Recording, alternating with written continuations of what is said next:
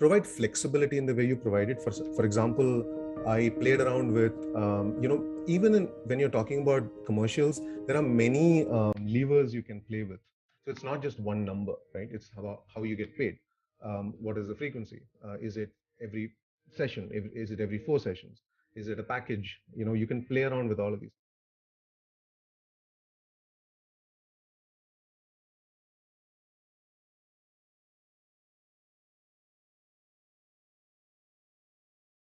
Today is our Business of Coaching / Being a Coach series, which is always good fun, always unpredictable, and we always learn something. And today, I think we'll learn more than usual because Shyam has done a phenomenal job in this whole become a professional coach thing. So much so that we've literally asked him to be, oh, hi, Charlie. We've literally asked him to be a speaker in some of our cohorts so he can share the magic of his approach, which you'll soon see. It's not magic, it's common sense and putting yourself out there and gaining confidence and just doing stuff versus waiting for stuff to happen. So today is all about Shyam's story and him sharing the successes as well as some failures so that along the way we can all learn. And the reason I wanted Tracy to come on here is because there's a lot of things that Shyam will talk about that may be slightly different in another country. And Tracy's based in Canada and her customers are in the Americas as well as in India. But I just think it'd be cool to have some culture as they come up. So Tracy, you look wonderful and beautiful and tan. It's okay if I'm wearing makeup. I'm wearing a tiny bit of eyeliner so you can see that I have eyeballs, but that's it. And let's just have a bit of a fun discussion. But the high-level plan is that Shyam will be here and then for the next 2 webinars. So today will be kind of the story of how he launched his coaching business and how he got his first and second and I think 50th customer, like all since October. During COVID, where everything was crazy. And like October, that's not even a year. It's freaking insane. So Shyam knows what he's doing much better than I do. I am here for my usual asking of silly questions that others don't feel like asking, which is fine. But the next time we will focus, I believe, on your finding your niche, getting into your niche, and we'll talk about pricing. Like we'll talk about all this stuff that all you lovely people ask me. And a lot of times I go, I don't know, because I don't know, because I don't have an individual solopreneur coaching business. I'm at Coacharya for a reason. I'm not great when it comes to the whole being quiet and listening and being someone's mirror thing. I'm better at the help others be their mirror thing. But Tracy is a bit of both as well, because she does, she does training and she does meditation and she does coaching. So I think we'll have a nice little discussion over this next hour. Shyam, do you want to introduce yourself? Tell us who you are, where you are, and maybe start with kind of your journey of how you got there and became the super solopreneur that you are today. Thank you so much for that introduction. That's amazing. Well, I'm really glad to be here. I'm surprised to be here, but very happy to be here. And I'm really, really glad, Tracy, you came on, because I'd like to start by saying Tracy is one of the instructors whose foundational class I learned a lot of my formal coaching from. So first of all, thank you. I'm Shyam Sadasivan. I'm calling you from Bangalore and in my study. And I am a coach, trainer, educator, and a bit of a corporate actor too recently. And I'll maybe touch upon that later if anyone's interested. I do acting and coaching together. How did I fall into coaching? I did actually fall into coaching. What's that? Oh. I was acting. Oh, I was okay. I was a mime. Okay, I understand. I'm gonna. Yes, I can see Tracy too doing that. So hey, you've disappeared now. That's the disappearing act by Magda. Thank you. So I kind of fell into coaching, and I didn't really imagine I'd be doing coaching until about September last year, when well, little way back. So last April in 2020, I quit my corporate job of nearly 20 years and decided to go solo. And I wanted to train, I wanted to teach, and I had some other plans, but COVID put the brakes on pretty much everything. And then I said, hey, I'll experiment a few things. I did a podcast that kind of is the story behind this mic, which is the only mic I use today. And then I was, doing a few things, and somebody kind of reached out to me in August and said, hey, there's this project we're doing. We need a bunch of career coaches to kind of help people figure things out in their work, in their career. And I'm like, I'm not really a coach. And he said, hey, give it a shot. It's about just helping people struggling through their careers. And you have 20 years experience, you have a good profile, et cetera, et cetera. And I'm like, sure, let's give it a shot. And that's how it began. So it was serendipity to a certain extent. And just to call them out, it's Sandeep Kochar and Vishwapriya Kochar of Blue Minds. They run a fantastic shop out of Gurgaon. If you need any coaching training, they do a lot of work, and they do. Hey, now we do coaching training. You do coaching training too. Yes. Who? Shyam, do we need to end this webinar early? Because so you're like an alum of Coacharya, I thought. Yeah, I am an alum. And wow. Yes, I am an alum. Coacharya has changed my life in ways with my training and formal education. But I also fell into coaching through other contacts. Yeah, and I realized I really liked it. And I started realizing that I wanted to spend more time in it. So I kind of fell into it. That was the story. Apologies, Magda, but I kind of fell into it. That was the story there. Anyway, so at some point I realized that I wanted to do it. And then I decided to put myself out there, started a website, started a practice, and then kind of accepted that that is what I wanted to do. And I also realized that I wanted to get formal training. And because I had kind of fallen into it. And that's when I joined Coacharya's foundational batch with Revan and Tracy. And then I'm now in the advanced batch with Ujjwal, and I'm really enjoying it. So long story short is Coacharya is awesome. And I am currently a student, an alum of the foundational program, and a student of the advanced batch. But my story is that I do practice coaching while I'm studying and learning as well. So I'll pause there, and yeah. Shyam, I'm sorry if I threw you off, but I have to, as this webinar is all about branding yourself and growing your business, I have to stick up for, You're right. my peeps, which I thought you were one of them. And, I don't know, Shyam, I don't know. We have to chat about this. Just teasing. So cool, you fell into coaching, and then you fell into professional coaching. That's right. Do you want to, when you showed me your slides before this, I thought, when you showed the little one that has your journey into your business, can we put it on the screen? Because that's pretty phenomenal. Yeah, absolutely. I'm going to share my screen in a moment, and you shall see it in a second right there. Can you see it? I can. And people who maybe aren't here all the time, I'm friendly teasing. I promise I'm not a mean old curmudgeon. It's just who I am as a human. I love all of you, and thank you for being here and supporting Coacharya, for the record, because this meeting is being recorded. Right. Yeah, so this looks pretty phenomenal, like November 2020, and today we are in August 2021. Talk us through what the heck happened here. Sure. Holy crap, that's awesome. Yeah, I saw that kind of fell into coaching, and then I actually got my first direct coaching work. So November 2020, I signed my first direct client, not through anybody, someone who came to me. And it's actually, it was a friend of a friend who was looking for some help, right? Now, they wanted to kind of get some support in figuring things out at work.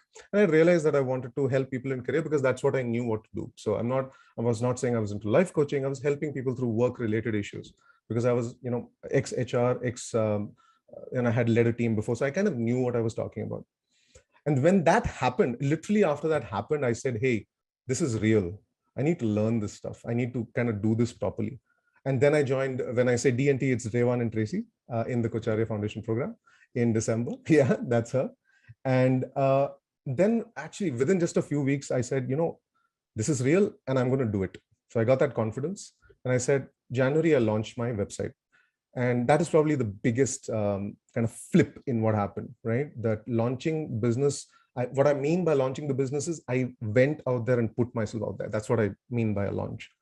There was no big party. There was no, big dinner or anything. It was just a launch of the website going out there and me committing to writing on LinkedIn every day, saying, where am I going to find my business? I said, I'm going to start writing on LinkedIn.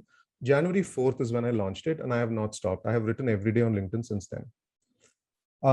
What happens, I realized, at least what happened to me through that 3 months, was the more and more I put myself out there, I realized that when you talk about something for 90 days, people kind of see it and they feel, they understand, they know that you know what you're talking about.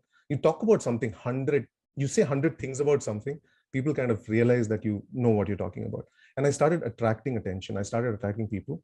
I signed up my first 25 clients, and the first 25 had a good mix of some people who had been with me in some form, worked with me or known me in the past, a lot of new people. I would say kind of 50% people who actually kind of known me or seen me before, and 50% who were complete strangers. And when a stranger came to me and asked me to coach, that was a massive flip in just my confidence level and how I felt, and it was just amazing. And then in April, something happened that really helped me scale. Again, what happened was I coach students of a kind of an alternate MBA school, again, career coaching. And there I got a big chunk of work. I got 100 sessions. I got 25 clients with 4 sessions each funded by the MBA school. So, and today I have cumulatively worked with 40 plus direct clients. And I have various corporate partners through whom I get exec coaching work and career coaching work. That's amazing. I do want you to jump into the how, because the things you've done are very much common sense. But before you do that, I did want to ask Tracy to hop on for a second. Tracy, so looking at this timeline, so December is when Shyam joined your program. And by March, he signed his first 100 clients. Do you explain to me, in the process of doing coach training, at what point are people, you think, ready to take clients on, both in terms of the skills and then in terms of like the self-confidence? Is there any pattern that you see or encourage, I should say?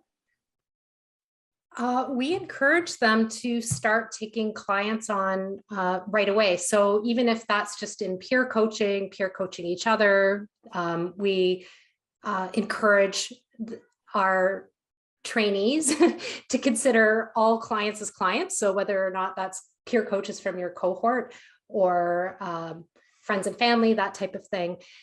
But that is something that is going to really help with confidence. And it's really going to help, I think, and Shyam, you can correct me if I'm wrong, but the belief that you're a coach, the more clients that you start coaching with. And as I look at this slide, I'm thinking I need to book some coaching sessions with you, Shyam, because this is absolutely incredible in terms of what you've achieved in such a short period of time. But it shows that it can be done. It shows that it can be done. Yeah, I remember, I think talking to you, Tracy, also in the class, that the very first step is about accepting that you are ready to actually go and create a business and go out there and actually coach professionally. I think that's a big kind of mental jump that happened for me. It was just helped by the fact that I had one client, and I cannot emphasize, enough how important it is to get that first client. That is so important, to get the first paid client, whoever it is. And it doesn't matter, what the contract is and what the numbers are, but just getting that very first client is such a massive kind of initiative that you get to kick things off. Yes, Neha, I can see your chat window. You're absolutely right. It was a massive confidence boost. In fact, I'm happy to share that story as well, because just sharing the details of getting that first client was a friend of a friend, and she reached out to me and said, hey, do you want to can you help figure this thing out at work. I'm not growing. I need to figure out a way to actually develop my career over time. We had a couple of conversations. Things felt good. I had no website. I had no brochure. I had no kind of real program really. But I gave it a name and I said, let's do a few sessions together. Came up with a rough plan of it'll take about 2 to 3 months to do this. Why don't we do like a monthly program, meet once a week and get started? And then I was like, how do I, what do I price this at? And I took a, I took a view from the market of what these things were going at. I went with a number, I went with it confidently, and then gave a high discounted rate for my first client. So we'll talk about more pricing, I'm sure. But one thing, if I'd like to start by saying for how to get a first client was I positioned myself as a premium offering, and then offered a large discount with the authentic, honest position that you're one of my first clients. In fact, the first client, and so that went down quite well. Sorry that I jumped off. My Zoom decided to crash and restart. So just in case that happens again, because it's the first Wednesday of the month, do you want to jump into your slides a little bit and start screen sharing, because there's some good stuff on there, and maybe go through the things that worked for you? Awesome. Yeah. And apologize if I repeated myself or not yourself, at all. because I wasn't here. I was just walking through the first client journey, and I'm actually very happy to share that in detail. So this is the actual email which kind of landed Great. that. On the right is the actual email, and it has the actual details of what actually happened. I positioned it as a premium offering. I offered transformation. It was not an incremental shift. I offered flexibility in the way it works and the way the pricing is structured. It's not cheap, but I'll offer a discount. And that's how I structured it. So I never, ever positioned my coaching as a low cost kind of option. It was always on par with what the industry rates are, right? 0 to 1, massive, massive deal. And I'm really, really glad I found my first client. In the actual email on the right, you can see that I talked about it as a transformational coaching program, which it was. I just didn't have a brochure or a system or a website. I had it in my, it was in the works. And I offered it at a 75% discount, which I highly recommend if you want to land a first client. That's not a bad discount to offer to the first client. I was very happy because, to be honest, I didn't care what I was making. I just wanted to get started. And I wanted that validation from the world that somebody would actually pay me for what I do. So I was just elated. Nice. And something that I'll mention. So in other webinars that we've done in this series, my big thing is that, yes, you do need a website or something where people can find you. Yes. And I just want to make it very clear that we're not saying you don't need that to get your first client. It's just that's not the first thing you may necessarily need. So Shyam, I don't know if it's the next one or not, but you had this awesome slide where you talk about how people find you. So let's make sure that we cover that, because it's brilliant. And Tracy, absolutely. you want to say something? Sorry, I cut you off. No, that's okay. I ended up putting it in the chat. I wanted to say that I really appreciate as well, Shyam, that you really marketed yourself very strongly, especially by quoting a market rate and then discounting it. But also you mentioned that you were very authentic with that client, that they were your first client. That is correct. And I just think that that's really important as well. And I wanted to appreciate you for that, because I think that sometimes we feel like we need to present ourselves as being a little more experienced than we are. And that can come in the way of our own confidence when we're doing that. Whereas when we're transparent, then I think authenticity counts for a lot. So thank you for sharing that. No, you're welcome. You're welcome. It definitely does. And actually, Magda, you're absolutely right. Having a website, I mean, it's really important to be able to pull customers. It just happened that I guess I was just lucky to get a first client, get that kind of initial fillip, and then feel like I need to get out there. And that's what I did. Because for me, getting that website up and putting myself out there was a massive, massive fear. In reflection, it feels, why was I holding back for so long? But it was a massive fear for me. I don't like to be in front of a camera. I don't like to get my picture taken. And there's only about 5 pictures of mine that I'm happy to see on screen. This is one of them. A very lucky click. And it was a very, very big fear of mine. But I knew I had to do it, right? And not just the website, Magda, as you had pointed out earlier, it was also about being present in multiple places and being seen consistently with a consistent message. So everywhere you go, it's about, similar look and feel, similar message. What do you really do? Figuring out a nice little, simple way of communicating what you offer to the world. So for me, it was I help mid-career professionals to create magic at work. It was basically about work, career stuff, mid-career professionals kind of being very clear. And also finding various different partner places where you can be seen. Yeah. You put yourself out there, and there's two things I want to say. We all have different fears, and what's really cool as coaches, we know how coaching works. We can coach ourselves through those fears. So first of all, I encourage you to treat yourself like a client to get over the fears that you have, but also acknowledge that the fears are different. So for Shyam, he said, the photos and putting himself out there this way was a challenge. For me, I hate writing about myself. And I know that Tracy also has the same issue because it took her like 2 years to write her own bio. Yeah, A year. It took me, I think, even longer than that. And a year, there you go. Sorry, so 2 years is probably me. Probably, for sure it is me. And the bio on the Coacharya website still is crap, is a nice way of putting it, mine, not yours. Because every time I sit down, I just diminish every accomplishment I have. And I think about, why would somebody want to read this? And the only way that I'm able to ever get through it is to think this is for the greater good of Coacharya and for building the company, not for myself. So whatever works for you, do it. But just know that we all have these fears. So yeah, that's one thing I want to say. And the second thing I want to say, someone asked about discounts versus low cost. Yeah. That it's an age-old battle. I don't know if it is an age-old battle because you have, I think it's hard to increase prices. Just always remember that. It's always easier to take things down. It's much harder to build them up. So if you start with low cost, you are the one who is sticking that anchor out in the market. Nobody's forcing you to do. Right. If you start off and brand yourself as a pro bono coach, you're gonna be a pro bono coach, and it's gonna be much harder for you to go up than it would be to say to yourself, this is the market rate where I want to be. And it's okay if you go down from that via discounts, etc. But just like Shyam was, be authentic and transparent with people. And at least that way, you're not adding yourself additional hurdles to overcome later. That's my view. Shyam, what do you think? Oh, absolutely.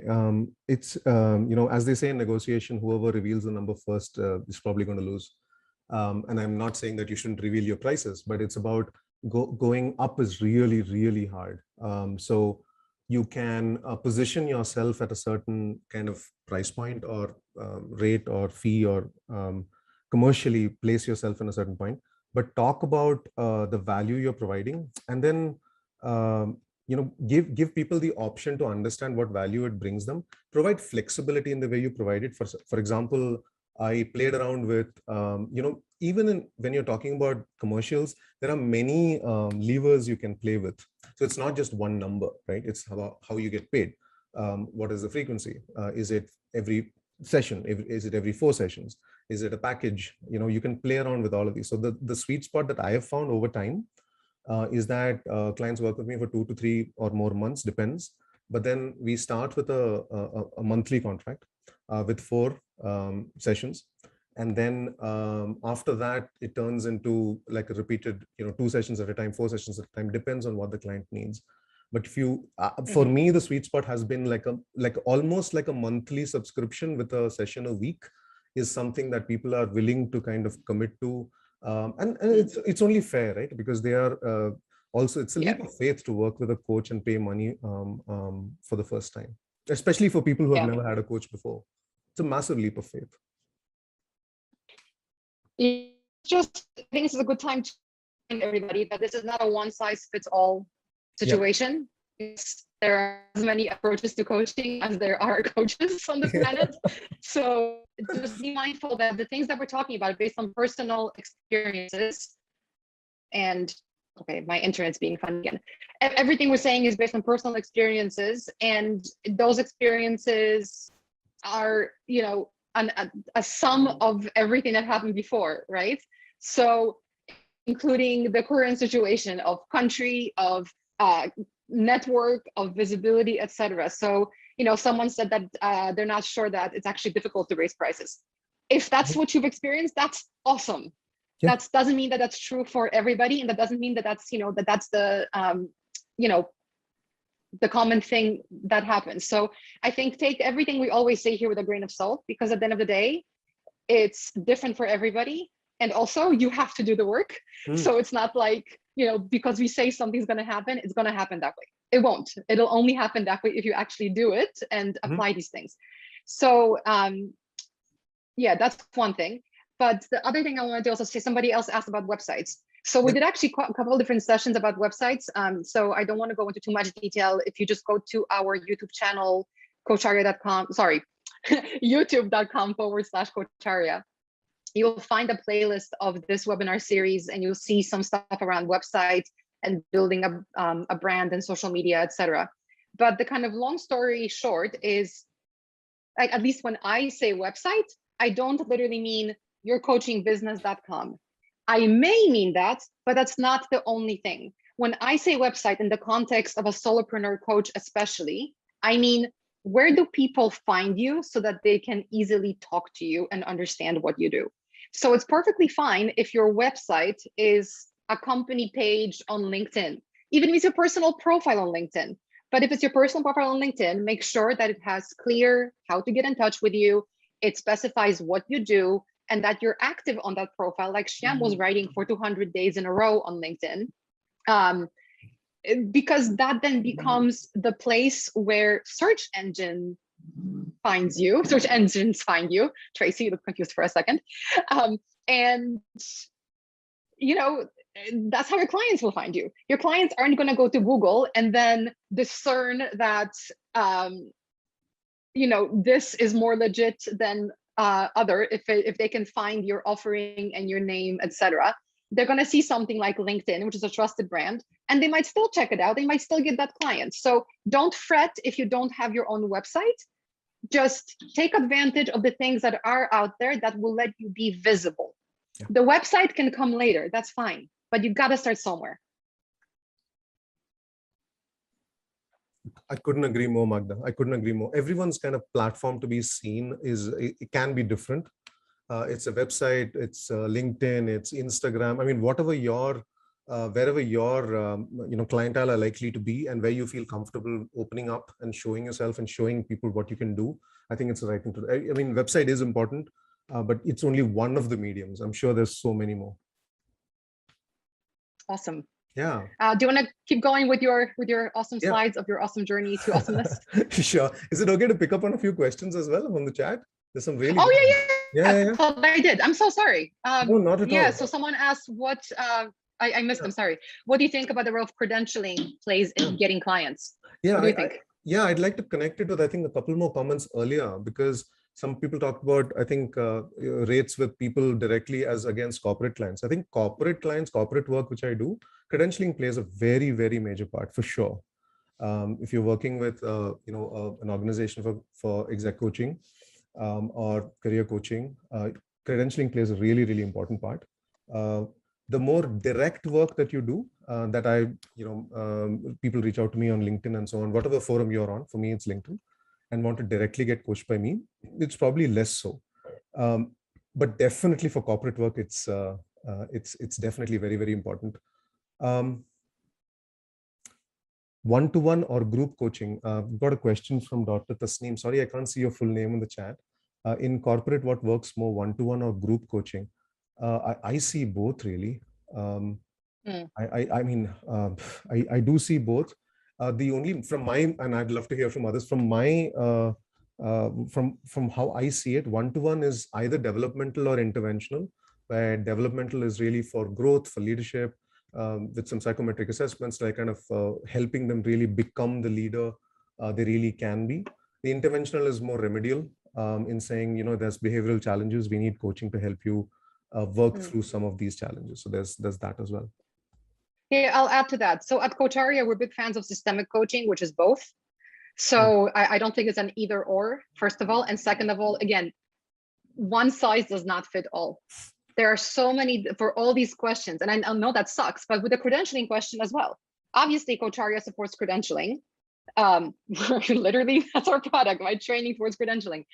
But the reality is that clients are on different levels of awareness of credentialing's existence. They're on different levels of understanding what it is and why it's important, and of different levels of do they actually even care, right? So there are some clients that we get at Coacharya that come to us specifically and they say, we want a PCC minimum coach with minimum X years of experience, having held a CMO role in the past or whatever. Like some clients get very specific. And then we have others who go, I have 20 people who need a coach tomorrow, just send me whoever. And they come to us because we have a brand that in the market signals people who come from Coacharya are quality coaches. So it's honestly a mix of everything. But I encourage you when you're thinking about, what is coaching? Like you need to be, I think, have some flexibility in that, because it really is about the client, right? And what is the goal? And a different mix is going to work for different clients, including corporates. Yeah, absolutely. There's a question on marketing promotion that ties in really well to one of my failed experiments, and I'd love to share my failure if that's okay next, Magda. Yeah, let's do it. I love failures. That's the best. So Rajiv Padmanabhan, thank you for your question on, does coaching, getting coaching clients through marketing and promotion and converts inquiries into clients. So marketing and promotion, I have a failed experiment to share with you. And this is my $1,000 failed experiment. It cost me about $1,000 to do this experiment, and it completely and utterly failed, which means that I got no revenue out of it. Now, what did I do? I went through LinkedIn marketing, extremely expensive. Pushing out LinkedIn ads is super, super expensive compared to all the other platforms. But I did it. I wanted to know how it went. So I kind of allocated budget for it. And I said, I'm going to do it and see what happens. And I did do this relatively early. I don't think this snapshot has a date on it. But anyway, so when I did it, it was a push ad. So this kind of literally goes out randomly to people of a certain demographic you've chosen in the LinkedIn ad system. Now, this failed very badly for me. And my learnings, and again, as Magda says, it's going to be different for everybody else. For me, it was that pushing out a free coaching product didn't work for me. So for me, it taught me that kind of pushing out I actually said, do a free discovery call with me. I pushed it. I pushed the free discovery call idea. It didn't work.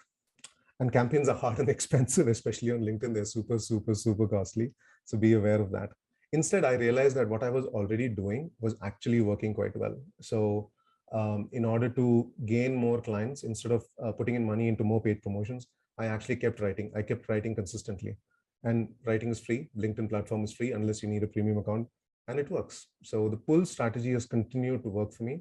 Now, I'm not saying promotions do not work. I'm just saying that in my experiment of pushing my brand of coaching with what I am doing, it didn't really work for me.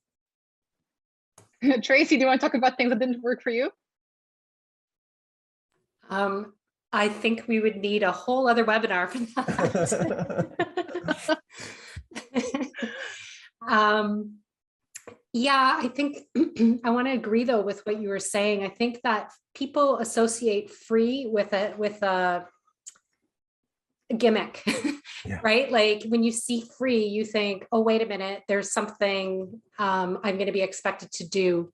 And there's an element of mistrust there right away. So I agree with what you're saying there. I haven't found that ads in general have worked. I haven't done them specifically for coaching, but I've done them for other areas that I've worked on marketing. And you need to have a really good idea of what you're targeting and how. And I just think for coaching in general, I think that running like a paid promotion on Instagram or on LinkedIn as you tried, I don't know that I would say that I've found that to be a successful experience. So it's possible. I've definitely seen that there's Google ads for coaches. I just don't know how they work, but for me anyways, doing paid promotions on social hasn't worked. I mean, I'll echo that as well for Coacharya, to be honest. It was a deliberate strategy that when I joined that we took, because I'm cheap when it comes to this stuff. I'm a cheap marketer. I believe in authenticity as a personal value as well as in marketing. So despite it being a conscious choice, it has worked. And I would say, gosh, I think it's around almost 90% of all business that comes to Coacharya is at some point can be attributed to organic search results, and subsequently to building brand and referrals. It's very, very little that comes from anything that can be called advertising, I would say. It's just, the world is crowded and expensive. And as much as we all want to think that if I'm going to pay for this ad and I'm so special that I'm going to figure out a way to break through, there's a dozen other people thinking the exact same thing at every single time. So not saying don't try it, because if you really are that clever, that's awesome. Tell me what you figured out. But I've heard this story from a lot of people around, the paid for services type services. It's not the most converting. Yeah, I feel like ads work more for products, and then a product is something that someone's already searching for. Whereas when you advertise your services, then it almost starts bringing into question, okay, how authentic is it that what this person's telling me because they're advertising? So yeah, those are my feelings on it as well. Yeah, I agree. I mean, there are ways of putting out free kind of digital assets and things like that. People put out ebooks and things. I haven't tried all that yet. Maybe I will one day. I'm not sure. So Shyam, there's a lot of questions coming in, and I'm just thinking there's maybe some that we can answer and some that we'll address in the next webinar. Sure. But to address, how do you call yourself an aspiring coach, etc., we actually have some homework for you on that. So in this particular webinar series, we always have homework for you so that you can take actionable steps. So we will share that homework at the end, and we're going to actually flip it back to you as to, do you call yourself a coach? But Shyam, I think maybe go back to screen sharing, because there's some excellent slides that are great conversation points. I personally think it'd be really great to see some more of the examples of how you put yourself out there on LinkedIn, and those examples of messages that you had that converted and didn't convert. Because I think, that's an illustration of you're not spending money on advertising, but you're connecting to people, you're talking to people. And the reason they're talking to you is because you were so active on LinkedIn and consistent. Correct. So I've just shared, of course, obfuscated names and pictures, but you'll get the feel for the actual messages. These started, so this is amazing, right? Jan 4th was my first ever post. And I literally wrote, this is my website, and this is what, Jan 4th, on the day I launched my website and wrote my first LinkedIn post, I got my first client. Now, I'm not claiming credit for this. It is probably pure luck, but I did get, and you can see the way once you put yourself out there, and if you put yourself out there with conviction and I think maybe clarity on what you're offering, it happened. So I'm looking for a coach who can help me in developing and achieving realistic, meaningful career goals. In this regards, kindly let me know your convenience this weekend for an initial connect. This was actually my very, very first client who came through LinkedIn. And then later in January, this is the way I receive messages. I receive all kinds of messages on LinkedIn. And by the way, I'm only talking about the direct coaching work that I do for people who reach out to me through LinkedIn or other forms of media. I mean, this is somebody has asked earlier, how do you put your value proposition? It literally is using words that my clients use, which is, I am stuck, I'm disappointed, I'm looking for guidance. How can you help me?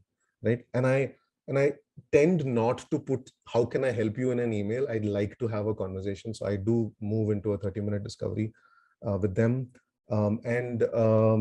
Hey, there's more. I've read your messages.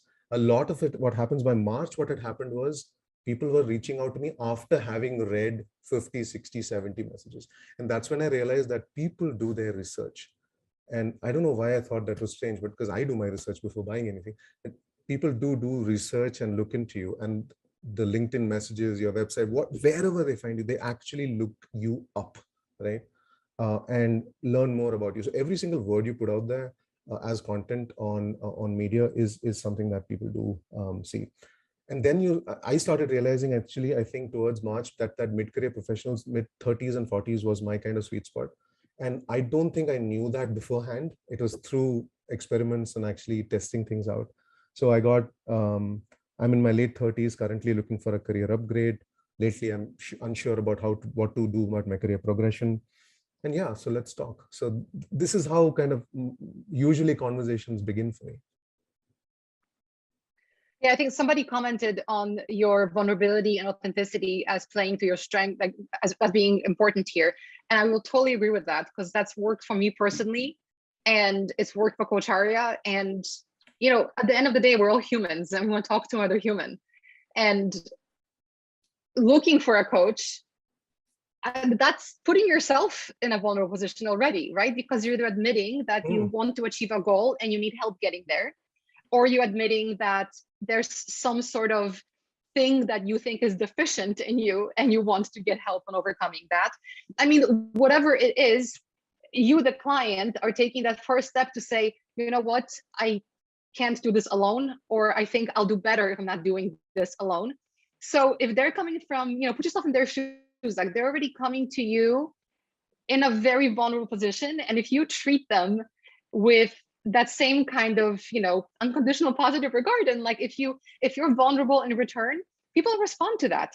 And all of a sudden you become a human talking to a human, not a, you know, potential client talking to potential service provider. Yeah, absolutely. Yeah, absolutely. I mean, bottom line is, and that's exactly what happens when you put more of yourself out there. And over time, what happens is the discovery calls literally become a conversation between two human beings, because it's already done. The background, Yeah. you know, they've already looked you up. They know what you do, what you're up to, and how you can help them. And also, you can never really offer the result. I think somebody's asked in the chat, right? You can't, I mean, if someone comes and says, I'm struggling to get a job, I can't offer anyone the job, and I can't guarantee the job. I can prepare you for interviews. I can, you know, help you find your confidence and clarity and so on, but I cannot promise the outcome. So you can only promise a brilliant process. So as a coaching service, I like to talk more and more about the process, not the outcome, because there's no way I can guarantee it. By the way, there are more questions specifically about Shyam. What I think I will do is after this webinar is over, I will grab all these questions. I will send them to Shyam and we'll have him answer them. Absolutely. And stick them on the wall. Oh, yes. For that? Yeah. It wasn't too bad, but we did hear it. Oh my God. Yeah, well, it's too bad for me, so I'm gonna move. Holy noise. So we will get those questions answered by Shyam, I promise. Oh my gosh, this is so loud. So Shyam, I would love for you to maybe don't ignore the questions, but just acknowledge that it's limited time and you have many other cool slides. And oh my God, the noise. Can you talk about some of your failures? Because I think we learn from failures a lot. And you had some really good examples of where things did not go great. Yeah, so this was a slide I was talking to Magda about, where I realized that, well, before I do that, let me just kind of blank that out for a second, I think. Can I? Oops. Yeah, I'll just blank that out for a second because I want to tell you, actually, I'll white it out so it's brighter. When I started my career, everyone was a client because, you know, I wanted more business and everyone was a client. I was trying quite hard. And I don't think I appreciated that not everybody should be a client. Because you need to find the match of what you offer, whether it actually serves the need and whether you are the person they need in the moment. So that took some work for me to recognize that not everybody is a good client, and nothing against the person. It's just that it's probably not going to work. For example, I am not in the best place to help people who are just coming out of school or finishing a degree. They have, very different issues, like how to choose the best university to go to. It's just not someplace. I mean, I know we talk about coaching as being able to help people, but this is very, very specific advice. In the second example, you will see that someone reached out to me and asked me to coach a child. Now, I should have probably asked a better question and tell me more information. I was coached into that later by someone, but I should have asked more questions. But I later found out that the person was asking me to coach someone who's 20 years old. And again, that is not a place I generally work in. The third one is basically, you've studied abroad. Should I go abroad and study? And should I take a loan, etc.? Financial advice? No, I don't offer financial advice. I started becoming clearer and clearer about who my target audience was. And of course, I do get very, very direct messages like, can you give me some idea about how to start my career? Which, I try to respond kindly, but sometimes I just don't have the time. But yeah, so not everybody is a client. I realized that over time. Yeah. And it's tough, to say no, especially when you're starting out, because you want to bring everybody in. It is. But yeah, that's why it's important to know, have that price point established and understand what kind of coach you want to be, or at least have some sort of rough idea, so that you can carve out that niche. And we'll talk about carving your niche in next month's webinar, I believe. Yeah. But oh my God, sorry. No worries. I can maybe pick one or two more questions, Magda. Is that all right? Yeah. I see Sarel. I'm sorry if I'm not saying your name right. Was your LinkedIn profile your personal profile or under your coaching entity? My coaching entity is just the firm I've registered. And in LinkedIn coaching profiles, the company profiles, because I am a solo guy, I think I just use my LinkedIn. I was advised to use my own brand. So I just try to extend my own brand through my own name. So I don't use my coaching entity because it's not really a proper firm. It's just a company I bill under.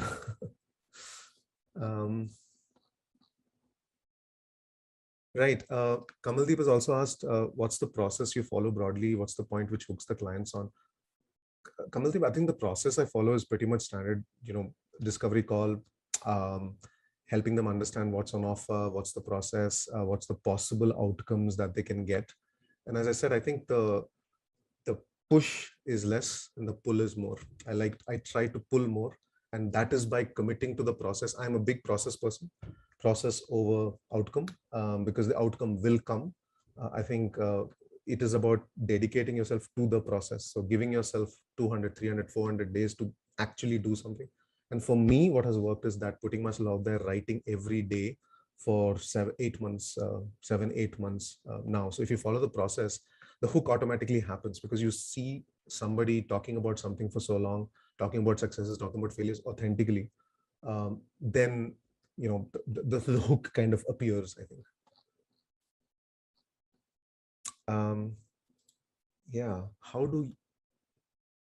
What's your experience with India geography? How's the response here? I think it's very active. I think there's a lot happening. I think there's a lot of people in my area of career coaching. A lot of people want help. I think there's a huge number of people who need help or want help. They don't really know what coaching is, and actually a large part of my work on writing, the impetus or ideas for writing comes about telling people what it is, not pushing them to take it, but helping them understand what coaching is and what it can do for you. So India geography, I think there's a lot of appetite. But again, I want to split the whole kind of direct work on LinkedIn and the corporate work. Corporate work, I think, is very, it's established. There's ways of going about it, partnering with people, paneling with organizations that do coaching. Of course, like Coacharya. And the direct work is what I'm showing you really on LinkedIn. Happy to talk about the other ways elsewhere. But the direct work, I think, gets a lot of, you get a lot of noise. You get a lot of feedback. And that's where I get messages on LinkedIn and email and on my website, people putting in saying, can you help me? So I've also struggled to scale this, trying to understand who is the 1 out of the 10 or 15 people who speak about a need that you want to work with or you can work with. or you should work with from a sense of you are the right person for them. Yeah, happy to answer these questions and blog in the next session for sure. Niche questions, I think we'll do niche questions later, Magda. Yeah. Yeah. Yes, I believe we're covering those next week. So, but great that next month. Yeah. I'm getting ahead of myself, but great that you're putting them in here because it'll give us an idea of what to focus on. Shyam, is there anything else that you want to cover that we should be talking about in this session? I thought I'll share my most recent client, which awesome. is literally, I don't know, a week, 10 days ago. This was July 28th. So very, very recent. And this is exactly how the conversation started. And we have finished the session. Hi, Shyam. I've been following you for quite some time. I gathered courage to admit myself today that I need professional help. Can we connect? I mean, I was blown away by the fact, and I did communicate to him that I was blown away by the fact that he actually put that in a message to a stranger. I think that says something. That says a lot. That is huge, isn't it? And that's what I'm saying is the power of putting yourself out there, because I feel like people actually connect with me on a personal level, even when I have never spoken to them. So what I did right for this is I wrote on LinkedIn every day straight for 200 days plus. I developed a clear niche so people understand that I am here to help them with career issues and challenges and growth. I gave a lot of tips. So I write every day. I don't do like free ebooks and things and push that, but I do write every day. And that is, I think, creating some interest, and people get ideas. People write and say, hey, that particular post that you wrote was very useful for me. I write about my own stories authentically and showed more of me. I'm getting there with videos and photos, maybe a few more photos later. Maybe this webinar is going to help me get over more of my fears. Thank you. And of course, made it easy to find and reach me. Thank you, Tracy. Calendly, tools like Calendly and things like Hello Sign, and things that just make your life a little easier. Most of them are free to use initially, but just kind of make it easier. Make the whole, the whole webinar on tools. Great. And I might have picked that up from that webinar myself. Is it more articles or posts? Posts, Rashmi, on LinkedIn. Every day posting, short posts. Articles, I have written some, but not that many. Posts is what comes in like daily feed every day. So this was my my kind of recent latest client, and yeah, I hope this has been helpful.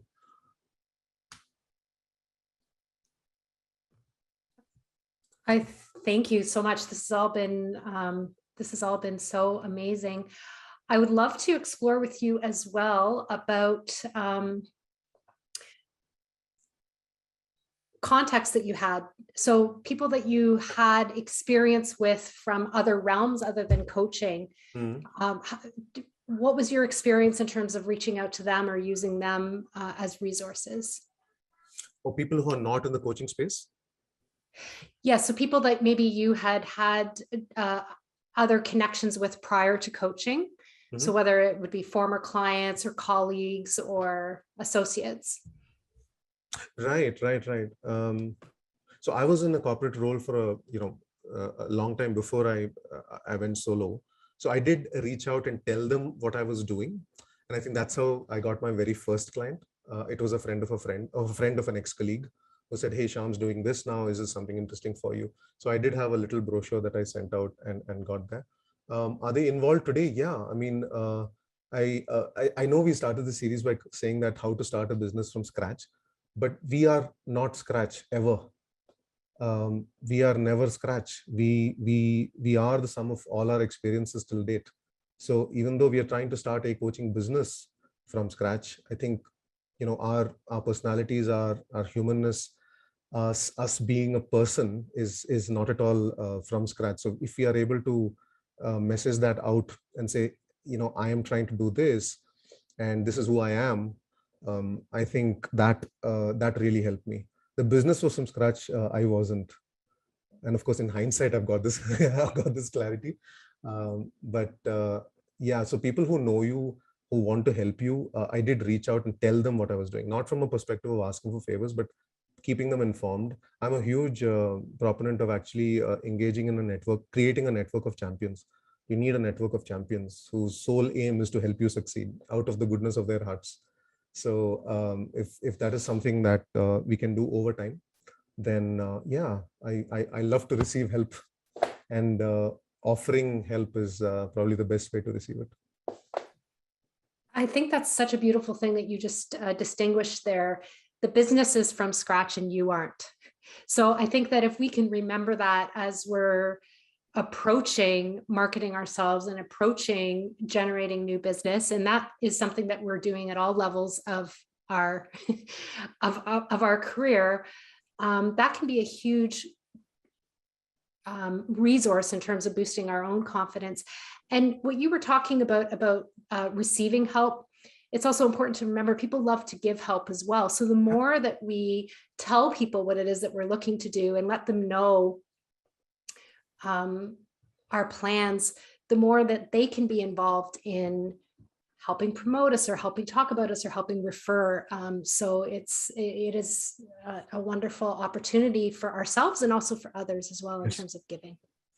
Yeah, I mean, whenever I did any kind of influence training or learned from people, it was all about make everyone part of your journey. So there's a lot of people who are part of my journey, my family, my friends, my ex-colleagues, my bunch of people, you all, who have encouraged and supported. So making people part of the journey, that really helps. So it's not just my success. It's even though I'm a solopreneur, it's everyone takes joy in my success, and that kind of spurs me even more. Absolutely. So on that note, I will jump in since we are at the end of our first installment with Shyam. Thank you everyone for being here. Shyam, you're going to have to go back to your screen share again, actually, because we have homework. Oh, yeah. I'm going to pull that up and then share again. Yes, yeah. I have found it. So this webinar series in general is, a bit conversational. Sometimes we know things, sometimes we don't. A lot of times we don't is because I end up hosting and I'm not an expert in anything, but I know a lot of little stuff. But we try to have some action at the end of the webinar that all of you can take to have progress towards building your coaching business or starting your coaching business or starting your whatever small business. Because a lot of the things that we talk about, yes, they're focused on coaches, but frankly, they make sense for a lot of small businesses. So Shyam, tell us about these questions that you want people to think about. Right. I'll caveat this by saying that I did not have very clear answers when I started. In hindsight, I think these are great ones to begin with, and I have answers now, but I wasn't very sure when I began. So if you're feeling a bit uncomfortable, that's perfectly normal. So first question, are you a coach? And the only acceptable answers are yes or no, right? Who do you help? Now that can be a bit weird, can be a bit, a bit all over the place, but that's fine. Can you kind of compose a clear, simple sentence about who it is that your target audience is? How do you help them? And that's where the whole, what is the outcome that they can expect from you, right? Not just the process, but the process outcome. The process you'll talk about, but then what is the likely outcome of working with you?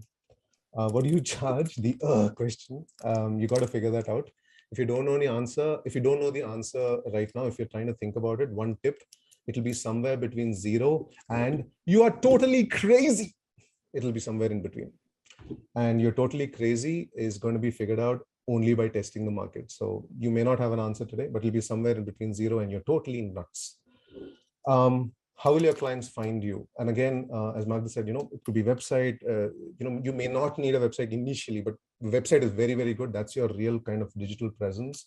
But there's so many other things you could do to help people find you. But you have to be found, and someone's got to pay you. Otherwise, there's no business to be had. Right. If you build it, they will come. Does not happen in real life. I think I say that more than anything else in these webinars ever. Exactly. If you build it, they have something to come to, but you're still going to tell them that it's there. Yeah, exactly. Yeah. I think, there's a lot of research in sales today that says that marketing and positioning is actually the biggest reason, well, bad marketing and positioning or not well enough is why a lot of businesses fail, not because the product or service is good or bad. Yeah. So if you're thinking, this is really, really important. Yeah. Cool. Shyam, this is awesome, as we knew it was going to be. And as I said to Neha when we planned this webinar, this is like, there's so much content that we can talk about. This is not one webinar for sure, because you have such a wealth of experience and practical successes and failures, which I think are so helpful to share for everybody. So, Sure. I mean, thank you. And thank you, Tracy, Welcome. for jumping in, especially seeing as my internet and jackhammering has been a challenge. But yeah, we'd love to see everybody here next month with Shyam, where we're going to focus on niches. But until then, please think about these questions. And even if you're already practicing and you have your own company, I invite you to answer these questions for yourself and see if they surprise you, and see if there's any actions that come out of it, of how you're presenting yourself or not presenting yourself on the interwebs / the world. So we can revisit that next time. But if you come up with any amazing insights and you want to share them, we are very happy to publish things on the Coacharya blog. So if you don't only want to do things on LinkedIn and you want a third party for content, guess what? We're very happy to publish that. So please send those things my way. I'm Magda at coacharya.com. You can always find me there. I put my LinkedIn, so please connect. I know Tracy did, and Shyam will as well in a second. And we are here every single week. We just do something different every single week. So 9 p.m. India, because they never change their time zones, unlike the rest of our crazy world. So 9 p.m. India is when we are here every single Wednesday. And first Wednesday, we do stuff like this, where we focus on building the whole business side of being a coach. But on other weeks, we explore the future of coaching, where we try to challenge how you think about coaching and its role and how it's evolving. We do more foundational topics on the third week, which I think it's a meditation this week or this month. I don't know, I have to check. But we do more foundational topics and how they apply to coaching.